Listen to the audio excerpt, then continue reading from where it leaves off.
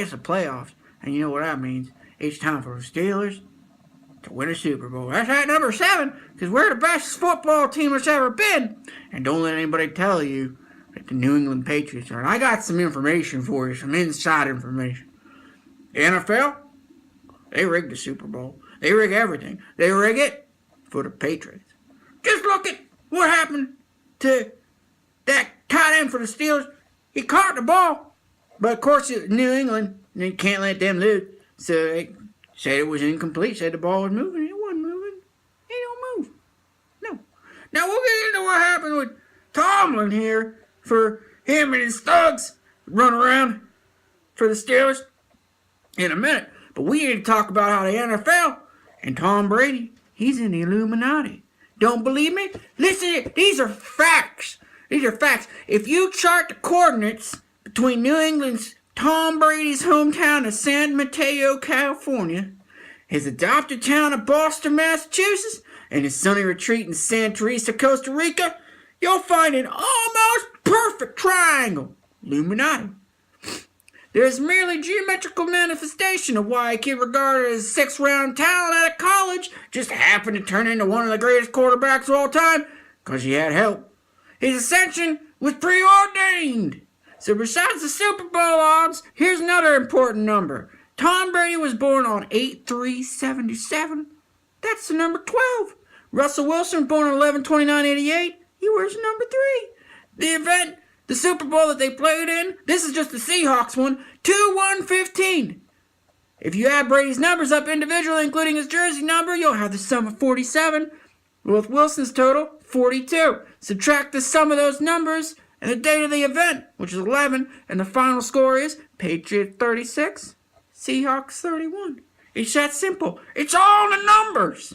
Now, why are they doing this? Why would the NFL possibly want to keep the same team winning all the damn time? It's because the Patriots represent the U.S., and football is the number one thing that keeps everybody brainwashed. Every time we go to a war, Patriots win. Guess what? Patriots going to win it again this year. We're probably going to go to a war again this year. Now, of course, if Mike Tomlin wasn't the coach of the Steelers, this wouldn't be happening at all. You know, he only won the Super Bowl because he had coward players. Do you know that? Yeah, it's true fact. Since then, he ain't been back. Except that, guys, I can't do this anymore. Look, if you want the truth of what happens with Tomlin, it's, basically, here's the timeline of events that happened with Mike Tomlin, so we get this out of the way, okay? Mike Tomlin took over for Bill Cowher in 2007. 2004, the Steelers went 15-1, did not win the Super Bowl. Patriots beat them. Next year, they had a worse season, barely made it to the playoffs, but won. This season actually has me more convinced that the NFL is rigged because the Steelers had Jerome Bettis, who was playing in Detroit, which was his hometown. That's how they won the Super Bowl, and conveniently, the Patriots were out of the way for him. They didn't have to play him, right? Okay. Next year, Bill Cowher has the same players.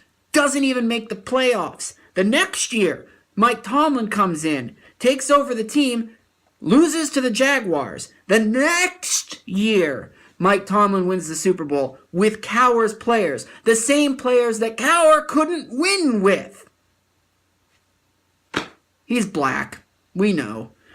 Anyway, the Super Bowl is not rigged. Although, it's interesting to point out that the Super Bowls the Patriots have won have not by any means at all been blowouts.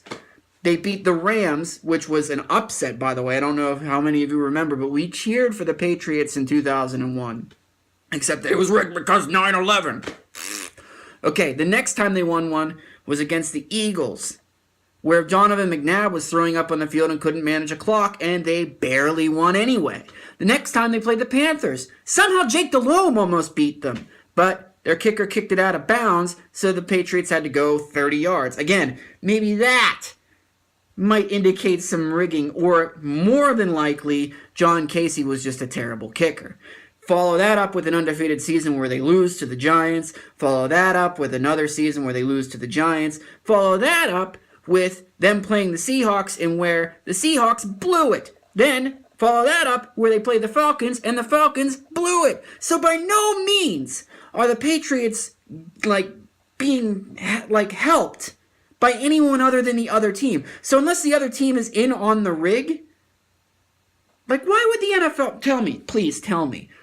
And don't tell me it's because the Patriots. Because everybody outside of New England hates the Patriots. They don't represent America. They represent Boston and only Boston. Okay? So why would the NFL, in a season where their ratings are seriously declining due to everything from the NFL Red Zone Network to just waiting to watch highlights on TV, why would they want to, again, have the same team win? Why would that benefit them? Maybe it's the fact that they just play better. Do they cheat? No. They just happen to know every tiny inch of the playbook. Every inch. They don't cheat. And if they do cheat and they've won 5 Super Bowls because of it, maybe the other teams should start fucking cheating too. What do you think? I think so. Anyway, Mike Tomlin is black.